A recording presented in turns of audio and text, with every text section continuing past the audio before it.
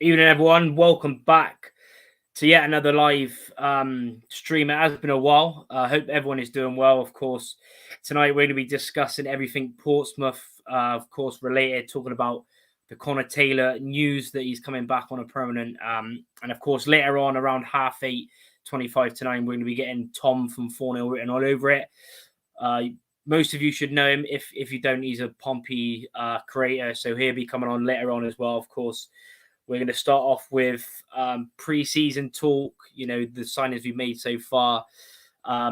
Neil's going to give his top 6 and bottom 4 predictions. We're also going to be doing a few Rovers predictions, as in top goal scorer, most assists, breakout season, etc. So yeah, hit the like button. Going to bring in now Neil as well now. Neil, how's it going? What's happening, mate? You all right? Yeah. Like we said beforehand, it has been a while. But yeah, appreciate you joining me again. Of course, the new season getting underway on Saturday. We're also on Facebook as well tonight as well. So if you're watching from there, get your comments in. Subscribe if you haven't already. Yeah, hit the like button. Appreciate the amazing support. It's been a grind, but yeah, keeping up with it. A lot of stuff to talk about, even into Jake, Chris, Max, Mitch, Bresenton, Elliot Davis, Ford and Blue. And yeah, thanks to everyone for tuning in. Like I said, get in your comments. Obviously, I think it's best to start off with Connor Taylor. What do you make? Obviously, come out a few hours ago. Of course, I was pretty confident anyway, to be honest, of us getting him back. I knew a few people thought I was pretty crazy to think that, but they've since signed a few players. They're meant to be getting another player, Luke Lanny, who was at Coventry last season, in at Stoke as well. So what do you make of us getting Connor Taylor? Obviously not done yet, but medical set to be announced, etc. Well, I was completely opposite to you, mate. I didn't think we had a shot on Ella getting him, to be honest, especially with obviously the links like Plymouth, Barnsley sort of thing. I just never ever saw it happening, to be honest. If I'm Connor Taylor and I know that a side like either of them two sides are sniffing around me, regardless of me being at Rovers before night,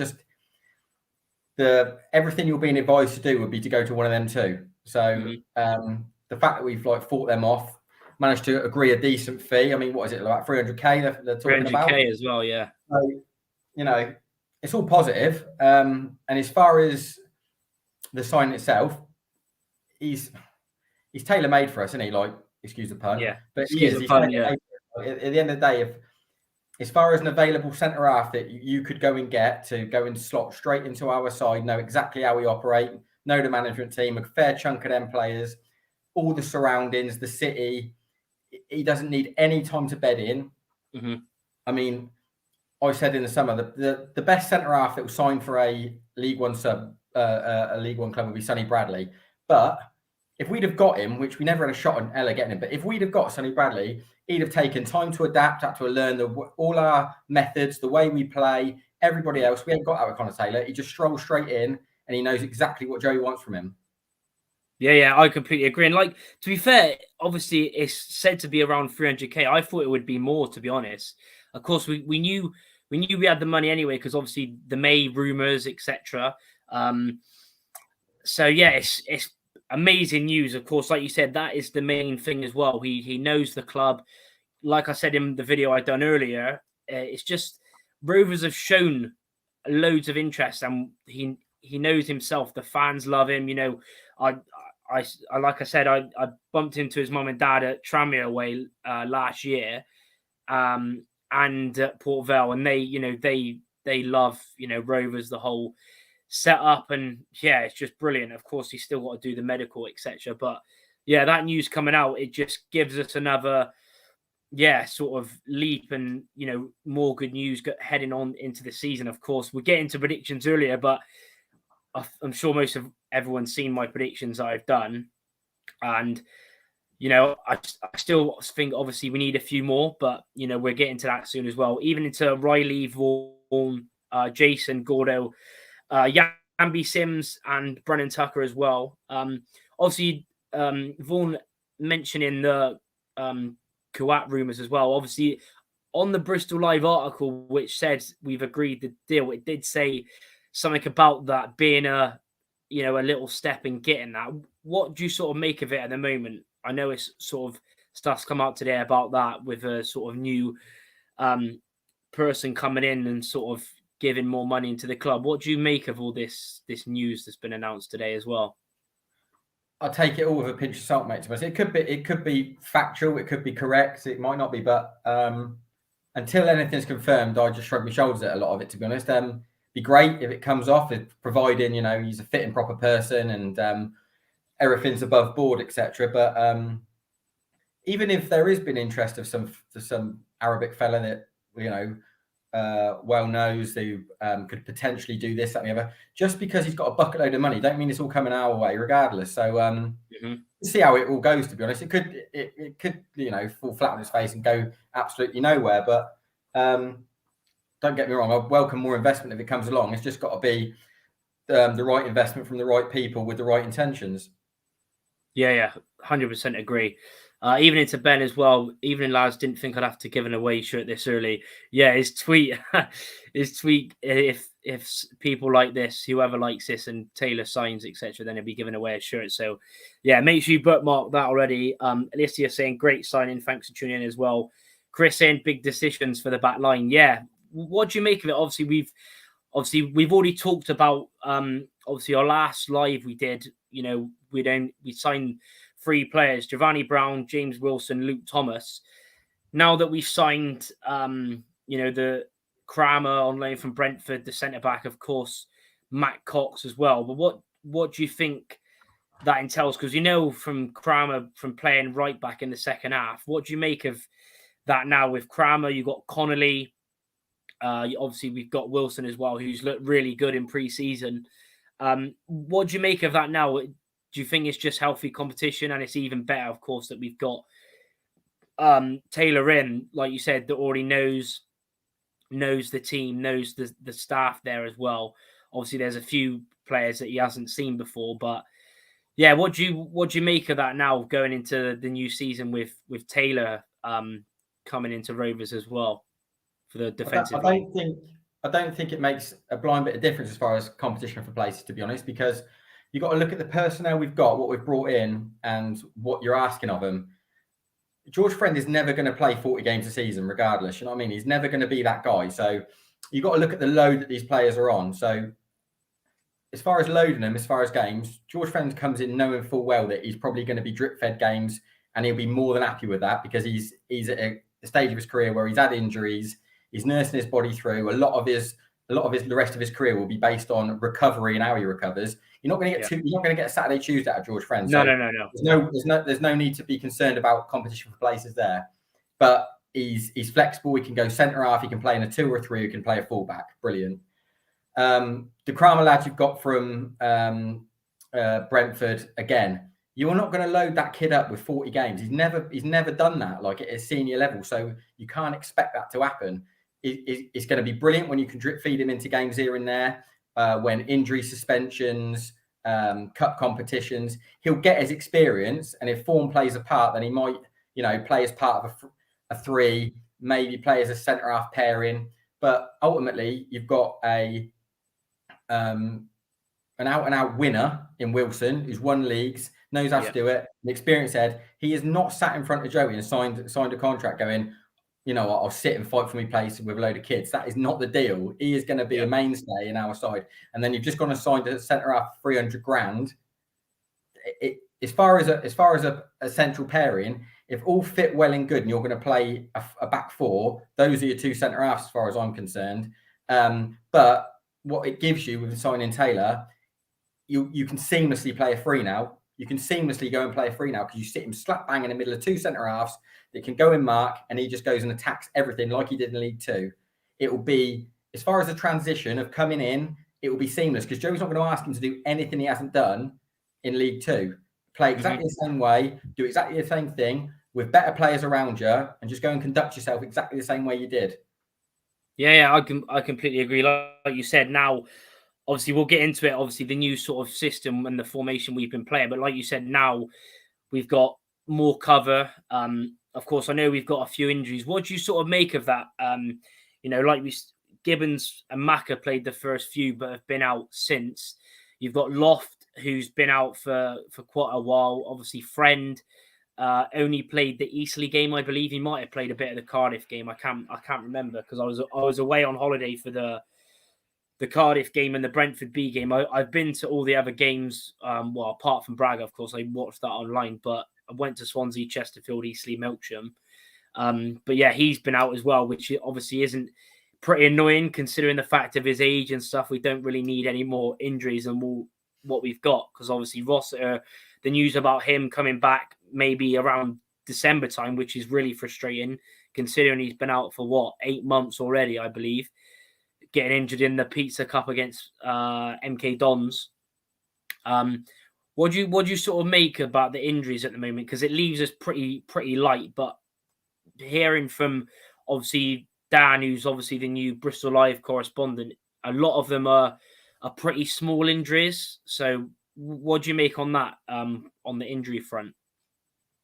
It's nothing they wouldn't have foreseen or expected, to be honest. As far as personnel and knowing what you've got in the building, they'd have had all the data and all the stats, known exactly where these players are when they come back in from either having an injury or what they're due to pick up, because monitor red zones and things like that, exactly where their body's at. Maka was always going to be have to manage load. You're never going to play him every single game in pre-season. You're never going to run the legs off him properly, because you've got to manage what he picked up and to nurse him back through. Like I said to you not a few weeks ago, you ain't going to see the best of Maka till if he stays fit, the best part of Christmas. You've got to build this guy. Same with Josh Grant. They've got a long way to go before they even get to peak performance. So there's going to be a lot of load management, and Rossiter is going to be the same. Huge injury, broke down a little bit in his recovery. You've got to half expect these things, and all the medical team and the physios will be telling them where they're at, what to expect, like how to manage their load, what they can and can't do throughout their recovery. So it's all part of the course. It's nothing would have cropped up or been unforeseen. They wouldn't be sat there with their head in their hands going, shit, wasn't expecting that. These things happen when you've got lads that are a little bit brittle, a little bit sore, and they haven't done that rigorous training that they're used to for months on end.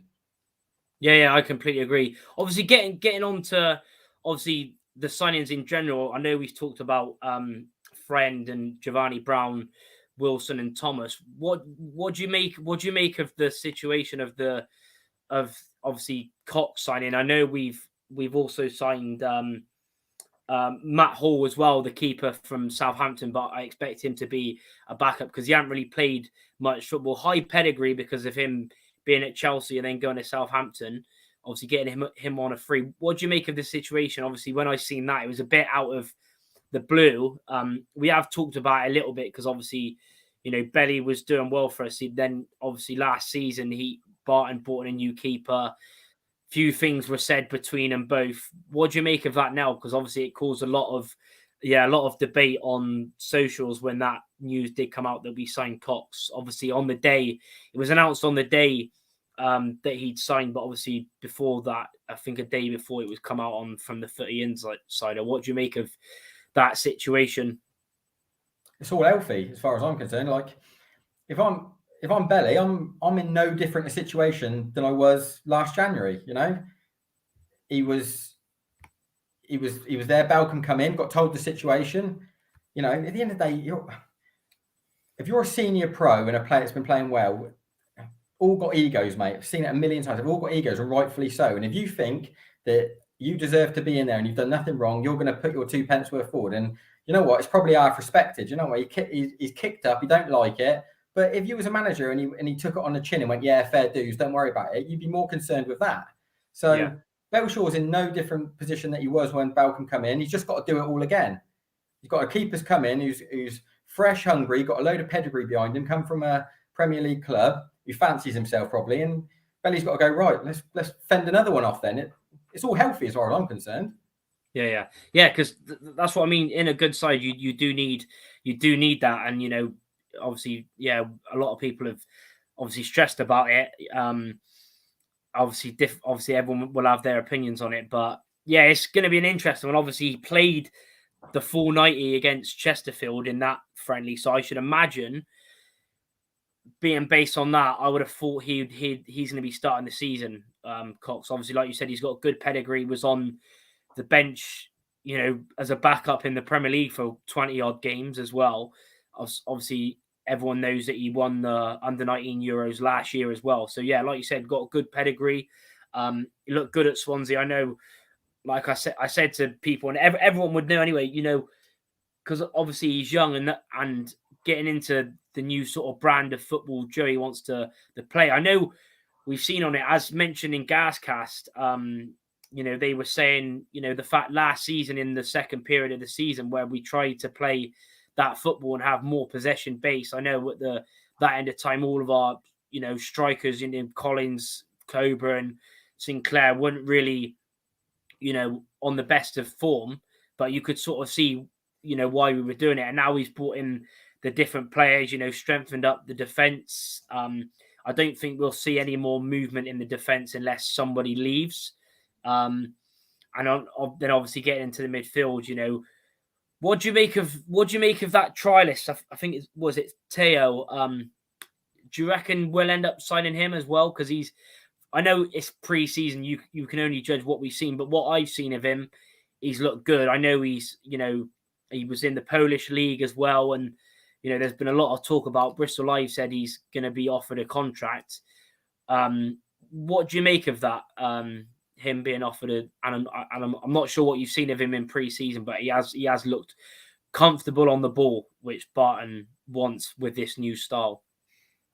I've only seen snippets and highlights, mate, to be honest. But I've said it again with Joe in his recruitment. If he fancies him, then take him. Do you know what I mean? If he thinks he's worthy of giving him a deal, then he will do. But he won't do anything daft with it. If he thinks, you know what, I'll give you 3 months and then we'll review it. If he thinks I'll give you 12 months and review it on, he might put him on buttons. You just don't know. It's all dependent on what the kid wants. Yeah. And what Rovers are prepared to do as far as, you know what, you're a trialist. We quite like the look of you, but this is the deal. And he might go, do you know what, that don't suit me, and try and drive an hard bargain. And Joey goes, we'll walk away then. It all depends on the deal, to be honest. If he likes him and he thinks, you know what, he could benefit us and be an asset to us. It all depends on how much the club value him is wanting to, get hold of him. Yeah, I completely agree. A lot of people obviously talking about the Taylor saying, Ben says, hopefully the son of Connor doesn't see us going to a back 3, seem a lot more solid in a 4. Yeah, I agree. I would say, and I did talk a little bit about it, because when we had our good run last season, we were playing in a back 3, funnily enough, when we were 8th in start of January. Because it was very solid, wasn't it? Pretty much the same team was playing. Then we had a few injuries, of course. Then it changed. But like we've seen in pre-season, the 4-4-2. What have you made of it? Looking at different games and match reports and highlights, etc. Obviously, I've been to 4, but what do you make of it? And who's impressed you this pre-season from what you've seen of the games? I mean, system-wise, it's with Joey. It's all about what can you do as far as converting one system into 2 or 3 seamlessly within a game. So the obvious one is the 4-3-3 can be converted into a 4-5-1 with or without the ball, etc. It's all about, forget about what a lineup looks like from kickoff and how it gets presented, at 2 o'clock. Yeah, and how that always changes. It's not a true representation of how the game goes. It's all dependent on how that game goes and how your system is flexible. And that's all he's trying to do. You've played various opposition to either have more of the ball or less of the ball. And then how does that system flow throughout of them players taking on that information to convert your fullbacks either staying high, wide, narrow, your midfield getting tucked in to be a narrow 3, spanning out to be a wide 4 or 5, where your centre forward comes high, drops in your 2 wide and then go beyond them. It's all how seamless you are with how that pattern of play figures out with what the opposition do. Mm-hmm. Yeah, I agree. Like you said, it always changes. As we've seen. Melksham was a 4-2-3-1, obviously, and it has been good. Obviously, people can be confident, which I am, and I'm sure a lot of Rovers fans are, the way we've played pre-season.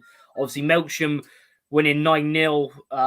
Obviously, it is Melksham, but it's good to see us, score a lot and look fluid. And I like the way throughout pre-season, I've liked the way we've gelled, pretty quickly, because we haven't gone out there and got 12, 13 players like Portsmouth have, for example. We sort of added little bits there and there, because it's not I don't think, looking at it now before the season starts, I don't think it's a massive amount of players and we actually need. I just think it's little bits of, whether it's bit of experience or or anything like that. I think we've looked good in pre-season, the way we've gelled. And like you said, we've had Eastleigh 2-0, Cardiff we drew 1-1 with our first team and lost 1-0 with a lot of our academy players, and it's great to see them as well getting involved. I hope, getting onto it, I actually hope. What's your thoughts on Jones? Because after the Eastleigh game, he's sort of been playing left back for us this season, but we know from other games he's played with us before he added the loan spell that he can play on the wing as well. My opinion, I think we should keep him. What do you make of Jones? Because I think he's looked excellent. I know it's pre-season, but you can only judge of what players have played. I think we should keep him. What's your thoughts on Ryan Jones? I think it all depends on, when you're getting close to the end of August, what becomes available, what your transfer targets are, what you can and can't get. I don't mind Ryan Jones. I think he's come on leaps and bounds from what he was when we signed him to being pretty raw. He was a speedboat without a driver, wasn't he? To be honest, when he first got him, he was just rapid, going nowhere. But now he's sort of he's developing into a player that looks pretty comfortable. And also the Connor Taylor thing again. Talk about the flexibility of being able to now to go and play a 3. I think Jones is someone that you can convert him into playing that wing back role when you've got a fit Josh Grant, and if you can get enough information and you can take it on board, you can change a game with them too, as far as changing the system. And if you wanted to go to a 3, I'm not saying you start Jones for 90 minutes from the start of the season, because that's suicide and there's nothing for the kid. But as far as drip feeding him into games and him being part of a squad, finishing a game strong and wanting to convert to having 2 out-and-out wide players, it's a doable situation, I think. But it's all dependent on what becomes available in the window. They might have targets they think, do you know what, we're going to leave this right until the last minute to try and have the best chance of acquiring someone. If not, it sort of makes a decision on whether Jones stays as part of the squad or if he goes out on loan again. Yeah. Because like you said, I think at the moment, I agree with you. I think it'll be late, because at the moment I know we've got a few injuries. But I do like the fact that he looks good on the ball. He always goes forward. He's got a wicked cross on him as well. So, yeah, let's see what happens. But, yeah, for them, I think for at least until the end of August, for when players start coming back, from knocks, etc., I do want to see him. Because at the moment, apart from if you got the way we're playing at the moment, either from the talk and the formation we've been playing and the form of players, I know you've got Sinclair, who's had a really good pre-season, looks really good. Marcus, of course, who's got 4 or 5 goals, has looked really sharp. So then I think it'll because then wherever you're starting Sinclair on the left and leaving Collins and Giovanni in the middle, or whether you put Collins on the left and leave Marcus in the middle, then after that, whether it's Sinclair or Marcus on the bench, you don't really have much else at the moment with injury. So like you said, I agree with you. I think it'll be really late. George, with this comment here, to be honest with you, I think we would have signed him if May wanted to come to Rovers, but obviously he wanted to go closer to home and signed for Charlton, which is obviously a quality signing. But yeah, I think he wanted to go Charlton. But it's good to see us, try and go in for, players like that. And obviously now getting Taylor, and it's going to be interesting to see who else. Looking at the squad at the moment, how many players do you think we need?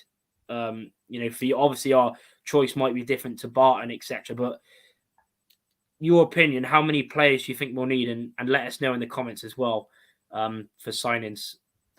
I reckon we're about 50-60% through our business, to be honest. I think we'll probably get another 5 or 6 in before the end of August, to be honest. I think that's the goal, whether that be all permanents, a few permanents, a couple of loans, etc. But I think you'll want to bolster that out with at least another 5, if not 6. Yeah, I agree, to be honest with you. Yeah, to be fair, I think we've covered most of that. Obviously, the new signings we've covered. Like I said, the way we've gelled and, pre-season, drawing with Cardiff's first team 1-1, then our academy losing 1-0. Braga losing last minute in a 3-2 game.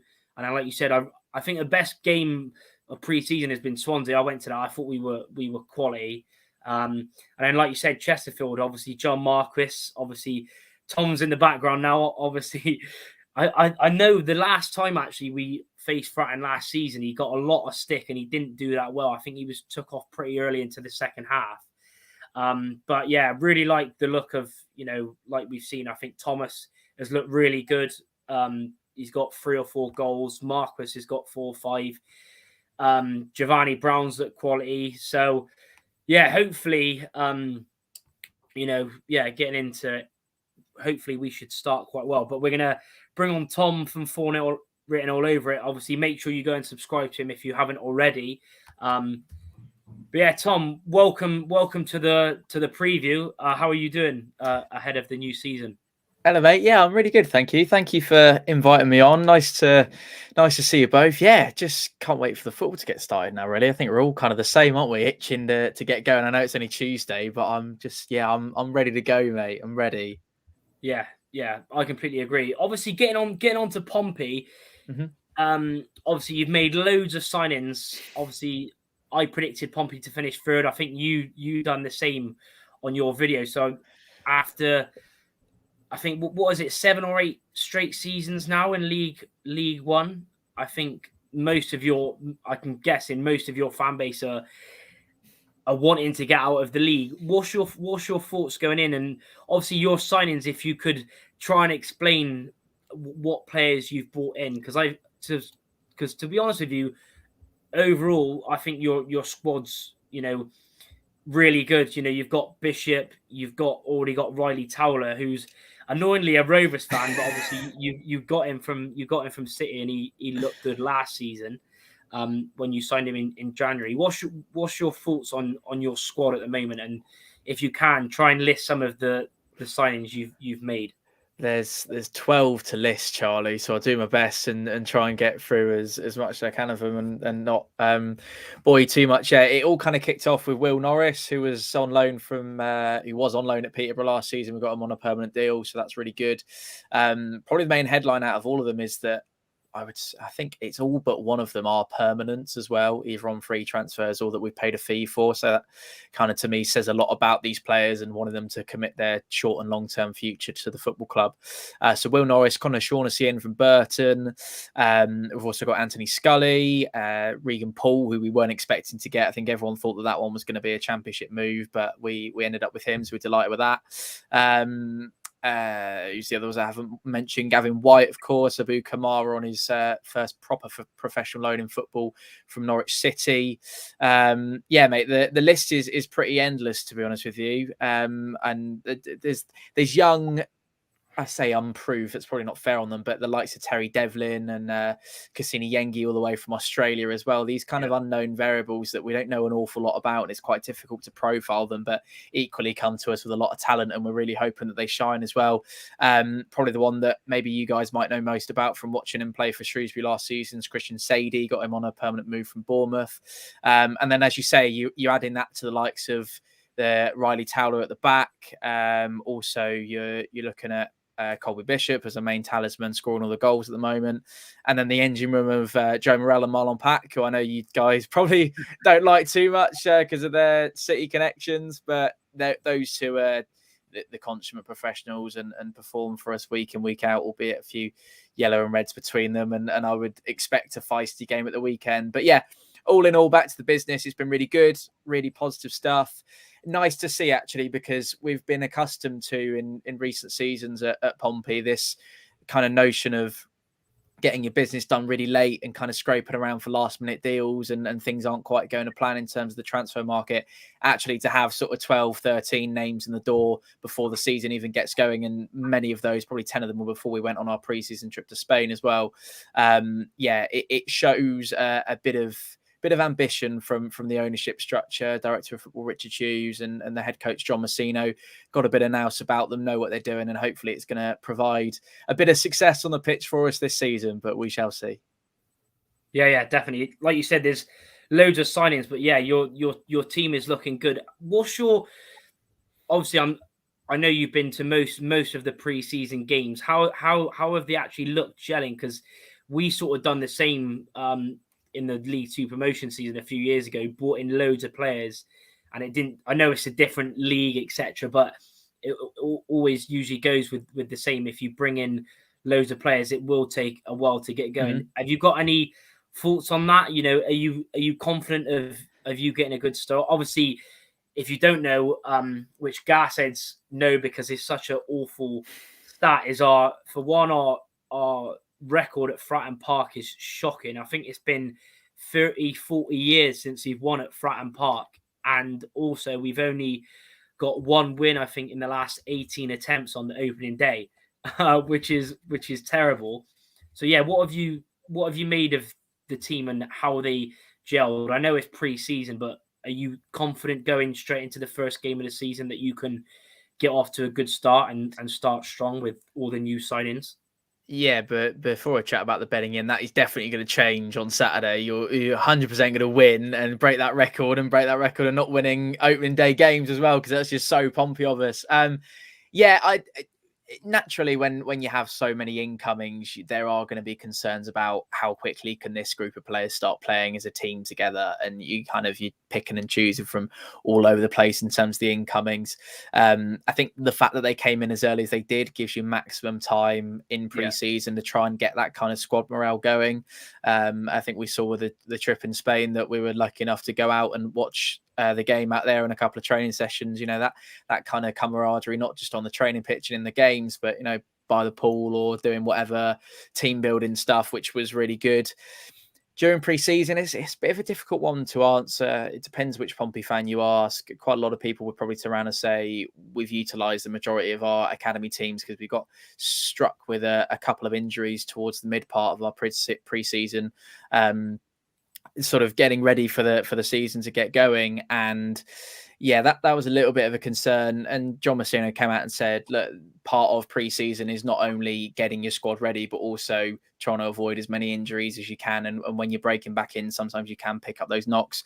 He did also say that majority of the injuries, I know you guys are talking about injuries earlier on with your club, but the majority of the injuries are kind of those little niggles that you don't throw a player into a pre-season game at a local team, with no disrespect, Havant or Bognor, which is round here. I don't know what the equivalent of that would be to you guys, but one of the local friendlies against a lower league opposition, National League South kind of level. They wouldn't play for those games, but they would probably just have to carry the fire during a normal league game.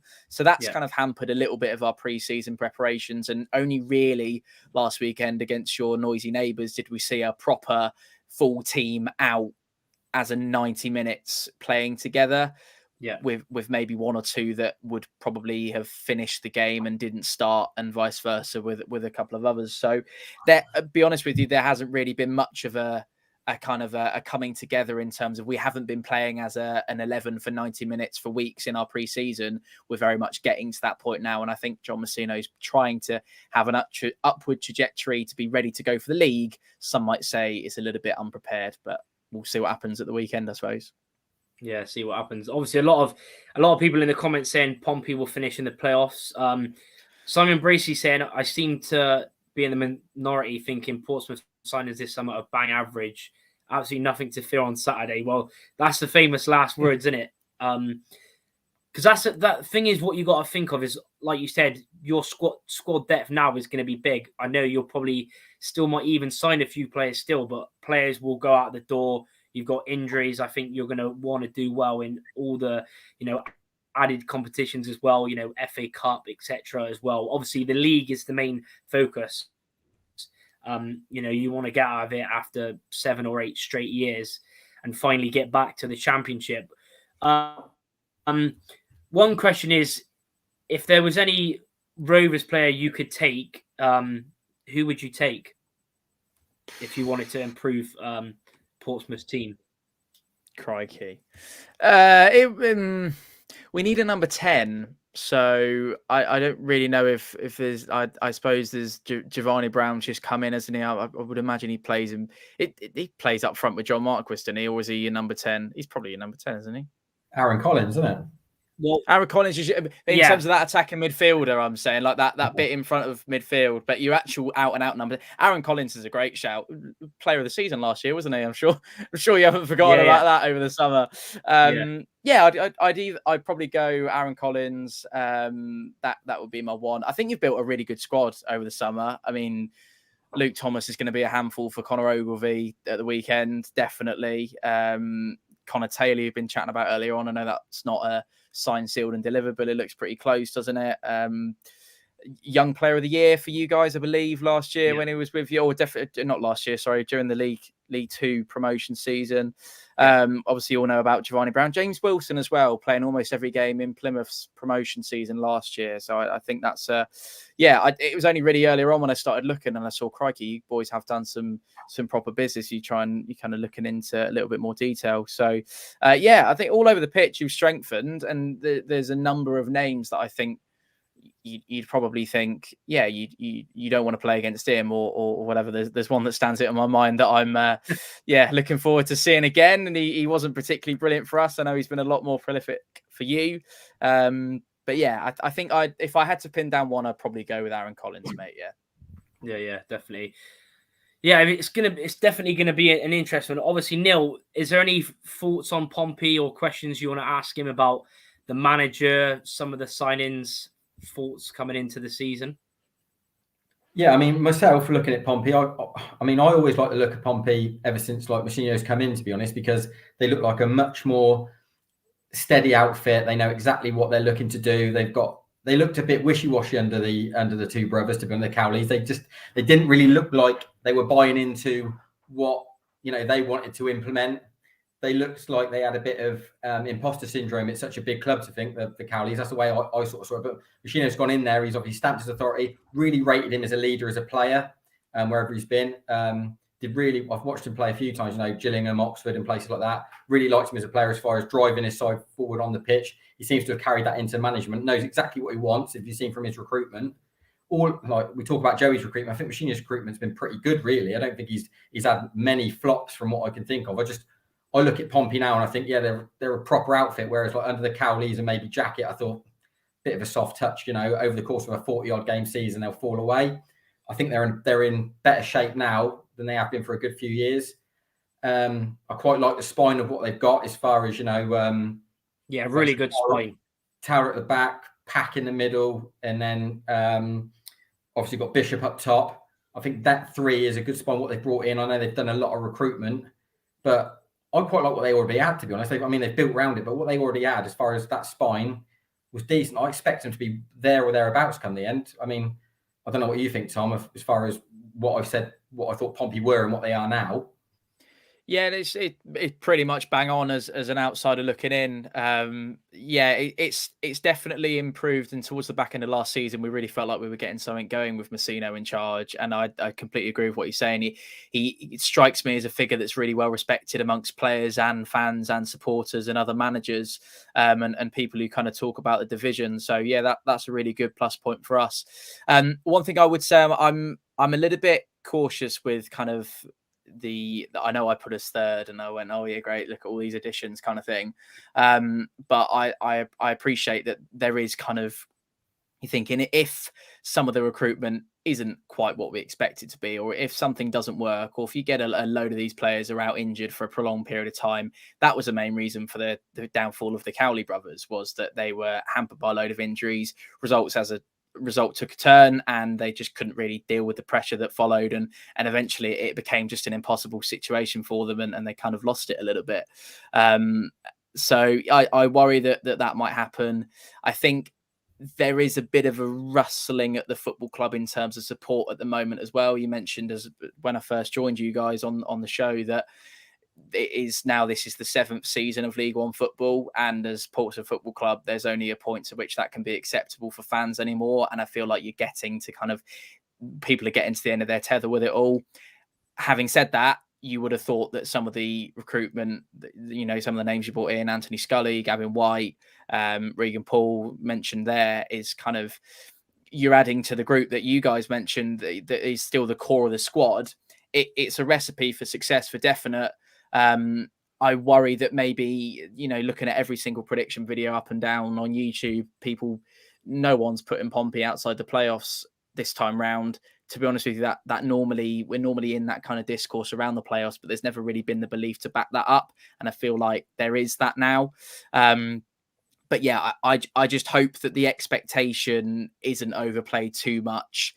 We feel the pressure and then start to disappoint as a result of that. I hope that the expectation matches the talent that we've brought in. The players are playing together. It all works out for John Messino, because I really like him, and we see success as a result. And hopefully that starts at the weekend.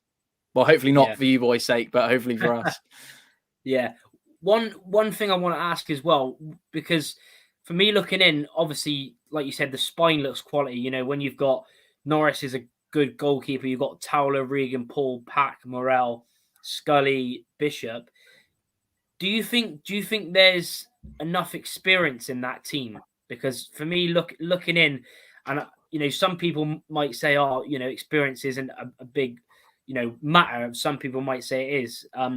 But looking at your team, the only vastly experience I could say is Pack looking out. I'm not sure if there's anything else off the top of my head, but do you think that is a little bit of a little thing to look into, or are you sort of happy with that? And because even saying that, you've still got players that are like 25, 26 that have played 200 plus games. So what's your thoughts on that? Do you think you've got enough experience in your squad? It's a young side for definite. It's a young group. You mentioned Marlon Pack there. He's in kind of the twilight of his career now. He's 32, so he's been around the block and spent a long time in the Championship with Cardiff. Joe Morel's a Wales international. I think that carries a lot with it. You look at the likes of Connor Shaughnessy, he's been around the block in this division. I think Anthony Scully, although it didn't quite work out from at Wigan, I still think he's had a lot of experience at this level. But then you're right. You look at Terry Devlin, who's never played English football before. The same goes for Cassini Yengi. Christian Sadie, obviously still very young. He's only 21, really got his first kind of experience with Burton and Shrewsbury, but other than that, hasn't had a lot in terms of being a young lad at Bournemouth. So yeah, and then even you can look at the manager. This is going into his first full season as a manager of a football club. I know he did a little bit of player managing at Oxford when he was there, and he's come in and had a good 6-month period at Pompey this season just gone. But yeah, it is. I don't want to use the word inexperience, but it's a young group. It's a group that will learn a lot from this season, hopefully. But I also think it's a really talented group, and we've got a really good set of lads on our hands, and hopefully they can all work together. They're all really hungry. They're all really ambitious. And as a footballer, you're going to be, aren't you? You want to play at the highest level. That goes for any football club. But I feel like, especially this year, you can kind of feel that, Joe Rafferty's another one. He's very experienced at right back. I'd say it's 50-50 probably with the starting 11 you'll see on Saturday between boys that have been around the block, and then they will be guiding the ones that are relatively young in their footballing careers. So yeah, I appreciate the point on the experience thing. But equally, you don't want to have a load of dinosaurs playing for you, do you? You want to have that nice blend. So I can see where you're coming from with that. But yeah, no, that's what I'd say to that. Yeah, definitely. Keep hitting the like button as well if you haven't already, people. Make sure you subscribe to Tom if you already haven't done so. I'm sure most of you have, because he is one of the best creators. So go and subscribe to him. Quality work. Go and check out his League One predictions as well. Also, obviously, if people have checked him out already, what's your thoughts on Rovers this season? Do you think we'll be... Obviously, I've watched your video, but what's your thoughts? And obviously, it's going to change, I think, with all of us. Nappers, Jake, Jack, whoever else has done predictions as well. It's so hard because, like you said, there's still over a month away till it shuts. But looking at Rovers, what's your thoughts on our team and where you think we can finish? I like it. I like the team. I can't say I like Joey Barton particularly, but I don't think many people outside of the club that he's managing do. But I think he's a winner, and he wants to win all the time. I know he's not going to be around the place on Saturday, but yeah, I think and I said this in the video, his teams rub up the opposition the wrong way. You're very spiky, you got a bit to you. I think that's really important. I worry, we mentioned Marlon and Joe Morel for two Bristol City lads, and Giovanni Brown in the middle of the park with them. I think that's a tasty battle.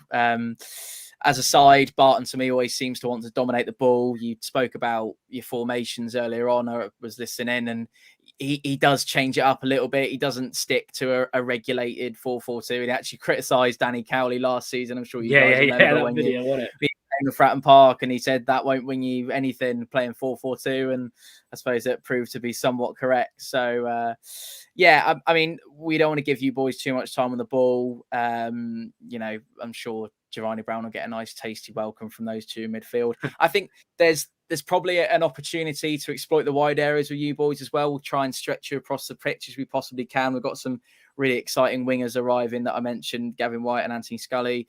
I suppose the main aim for us would just be to keep Aaron Collins quiet, and I think that'll be the main aim for a lot of teams up and down League One this season, because he can really hurt you. So yeah, I'm expecting a really strong season from you boys. I'm not going to quite go for the prediction that you went for in your video, Charlie, but I was a couple of places lower than that. But yeah, I mean, and also a wider League One point, with no disrespect to yourselves, but outsiders that wouldn't normally be in a playoff promotion conversation, clubs that could really go and, you look at Burton's business, you look at Stevenage's business, you look at all these teams that you wouldn't normally expect to be up there and fighting for it.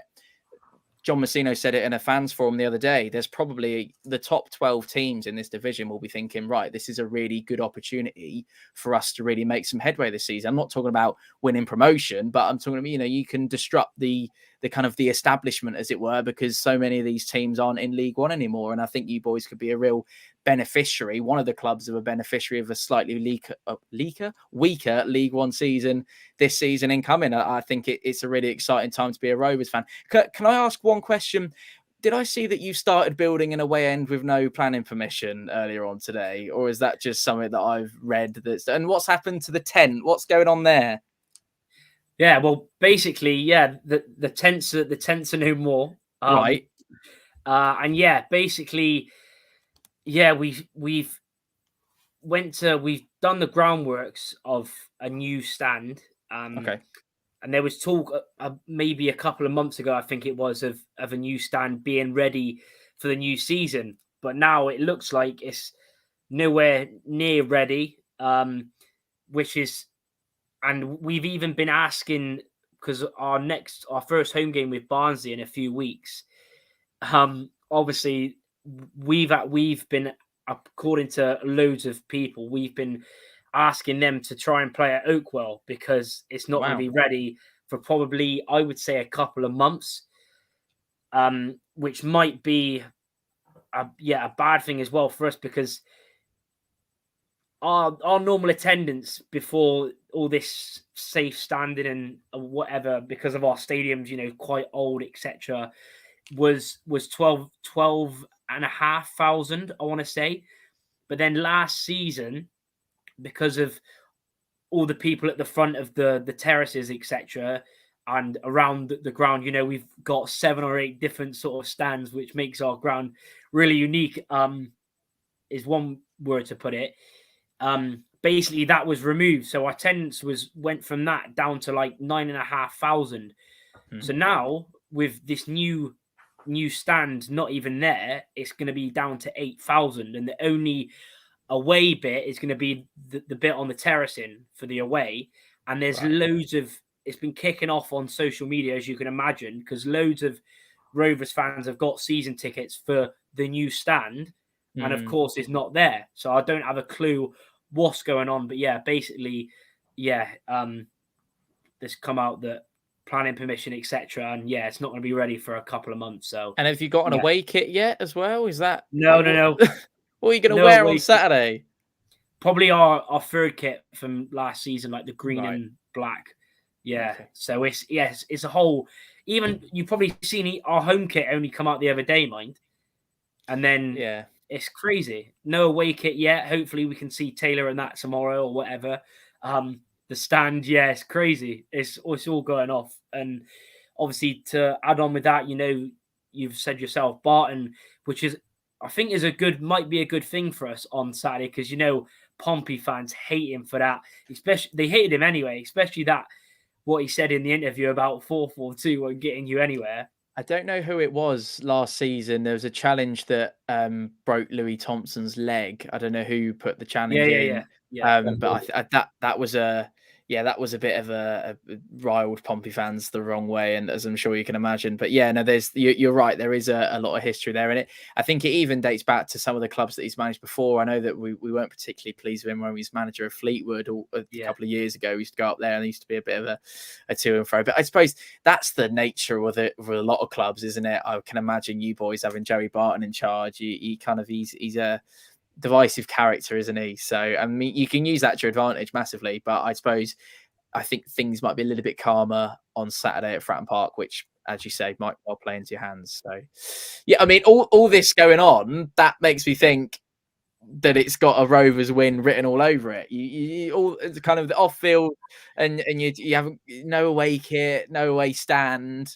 This record that you mentioned, it's just it all seems a little bit ominous, but hopefully I'm wrong, but we'll see. Yeah, let's see.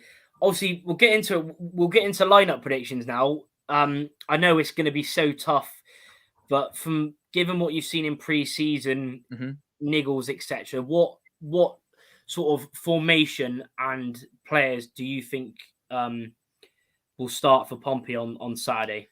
If it was you picking the team. If it was me picking the team, Will Norris would be in goal, Conor Ogilvie left back, two centre-halves would be Riley Towler and Regan Paul. And then my preferred right back is Zach Swanson. There's a lot of love for Joe Rafferty out there, and I completely get that. And I'm pretty much a bit of a Brexit vote, 52-48 on either Swanson or Rafferty, but Swanson just edges it for me. So that is it's a back line that pretty much picks itself other than that one position. The main question for Pompey fans is that midfield. Do you play your three of Lowry, Pack, Morel, or do you have your double pivot of Marlon Pack and Joe Morel, and then you got one extra in front? So I could see him, as I mentioned, trying to make the pitch as wide as we can at Fratton Park against a team where we're likely to try and stretch you, and you boys are going to have a lot of the ball or want to have a lot of the ball. So I could see the three in midfield. So I could see Lowry.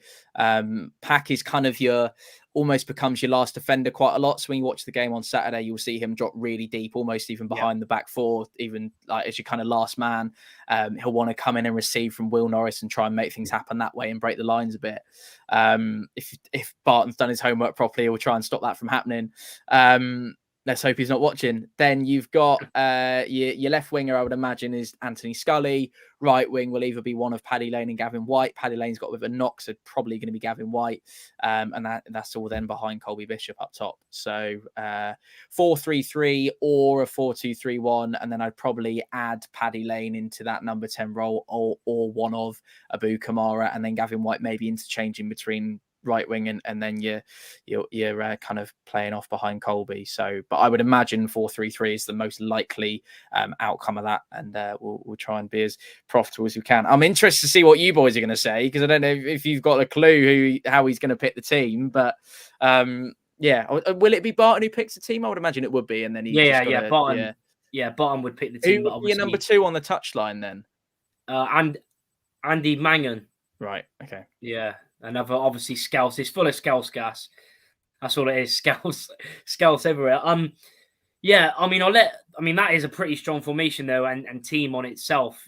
Really, strong. Obviously, Bishop worries me. He's always, even when he was at Accrington, he done well against us. And then, like you said, you signed him, scored. I want to say 2 goals last season against us. Maybe but it 3. was miles offside, wasn't it? Yeah, it was. Yeah, it was. Yeah, that's what I'm hoping this time. I'm hoping we get a decent ref. Because last time, I think it was 1-1.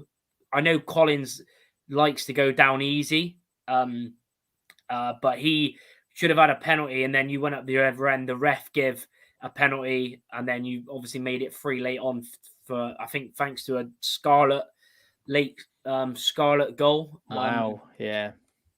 So, but yeah, Neil, what would you do? Obviously, I'm guessing we've been playing the 4-4-2, 4-2-4, 4-2-3-1, whatever it's going to be on the pitch. But what would you say, Neil? And let us know in the comments as well. But yeah, that's a strong Pompey team, that I must admit. Yeah, I mean, I'd set up with a back four as well, to be honest, to go in against that. I was disappointed that Raggett's not playing, to be honest, because I think he's a gift that keeps giving. Raggett, yeah. He's whenever I've seen him play, whenever I've seen anyone play against him, he's always the trigger for a press. Whenever Raggett gets the ball, it triggers the other team to press. It just seems to be the way. And he's always got one in him. So if he don't play, I'll be gutted, to be honest. He made the mistake last year for our equaliser. He's never too many games away from laying a stray one go or letting something go behind him that he hasn't looked, or playing something blind. It just seems to be his way, sort of thing. That's just how he is. So it'd be a shame if he don't play, to be honest, on Saturday. But with the recruitment being what it is for Pompey, he's going to find it hard to get a game, I'd have thought. I'd probably go with Cox to start. I can't see any other way, to be honest. There's probably something written into the deal, the same as Balcom, that he has to. So if Belly plays, I've got no problem whatsoever, but I'd probably see Cox playing, to be honest. I'll play a back four of Gordon at left back. If Connor Taylor's available and fit to play, I think he plays, because I think he wins that match with Bishop. I think he'll go and play on him, to be honest. He'll go straight and go and find him. It leaves Wilson to go in, be spare if needs be, haul it right back. My problem with Rovers at the minute is we ain't got enough dogs in the middle. With Rossiter not being around, we've only really got Finley left as a dog in the middle. And if we was going to do any more recruitment, that's what I'd want. I'm concerned about us without the ball. I've got no issues with us with the ball, Rovers. I think we're nice and tidy with the ball. It's winning it back. When we had Finley and Coots in League Two, it was a given. It would always be one back. We were the best at it, and I just think we're missing that a little bit. We missed it the second half of last season. And I don't think we've addressed it properly, to be honest, with Rossiter not being fit. Finley and Rossiter, I think they'd be great as a pair of dogs in there to go and get the ball back. But I play Finley, Evans and Ward in there, to be honest, as a flat three. And because of that and the concern of getting the ball back, I'd play Brown and Collins wide of Marquis, because they'd be nice and honest, filling in them holes and getting back in. And the only reason I play that is because I know people look at a lineup and they go, well, that's not your best side. It's not how you start, it's how you finish. And when you've got, Sinclair, potentially, if he can get fit, Macca, Thomas, Loft on the bench to cause a bit of mayhem, I just think we could finish really strong if we could stay in the game after, 60, 70 minutes. Yeah, I guess that's fair. For me, I would play the what we've been doing, the two in midfield. Giovanni can sort of help in that as well. Yeah, I would play, Matty Cox in goal, Luca Hall right back. Kramer's looked really good since he's joined on loan from Brentford. He's got that chemistry with Cox because they played together at Brentford in the youth setup. But like you said, if we do sign Taylor, he's had a pre-season with Stoke, and I should imagine he would come straight into that. So I would also start Taylor, with James Wilson also on the left, Gordon at left back. Obviously, Friend hasn't played enough. He's been injured. Gordon left back, midfield two of Grant Ward and Sam Finley. And then I would go Luke Thomas on the right, Collins on the left, and I would have Giovanni just in behind John Marquis. I think, like what Tom said earlier on, Collins is the man, but I'm liking now we've got Giovanni Brown, who done quality at Exeter before obviously leaving in January last year. He's looked really good in pre-season. I think him and Thomas just adds to that creativity, and Collins from the left is also dangerous, and you could sort of put Collins on the left and Giovanni could go out wide, etc. So that's what I would do, like a 4-4-2, 4-2-3-1, however you want to put it. Obviously, getting on to score predictions, Tom. What are you saying with when it comes to score predictions? Are you confident? Do you think we'll win? Do you think we'll finally get our first win in like 18? Yeah. I think I'm going to duck for cover as I say this, but I'm not going to come here and not back Pompey to win. I'd like the reverse of what we saw at your place last season. I'd take a 3-1 Pompey all day long, but with a little asterisk next to that, just to say that you boys haven't won on your opening day for so long, and it would be an incredibly common thing at Fratton Park for you boys to come here and come to us and get a result. I think it's important that we do get that opening day win. I know it's just as important for you boys, and every team wants to win on the opening day because that's kind of your way into the season, isn't it? But I think with all the changes over the summer, all the players coming in, this renewed ambition for a promotion from this division, I think it's got to be a win. One thing I would say as well, John Marquis, one of two things will happen on Saturday. He'll either play a blinder and score a hat-trick, or he won't be able to hit a barn door. That is just the way it will go, I think. And luckily for us, last time at your place, he couldn't hit a barn door. I remember we were stood right behind. He was literally one-on-one with, I think it was, who would have been in goal by then? It'd probably been Will Matt Norris. Macy. No, sorry, it wouldn't have been Will Norris. Really signed Norris. Matt Macy, yeah. No, was it Josh Orliemi that day? No, it was probably Matt Macy. It was one-on-one with Matt Macy. Literally, I reckon he was inside the box and he just skied it right over the crossbar and over the tent that's no longer there anymore. And we're all giving it large. I hope that happens at the Fratton end on Saturday, but then there is just an equal chance that he might go and bag a few. So I'll go through on Pompey, but with a save through a bit of gritted teeth. So we'll see. Yes. Yeah, who would you go for goal scorers if you have to choose for Rovers and Pompey?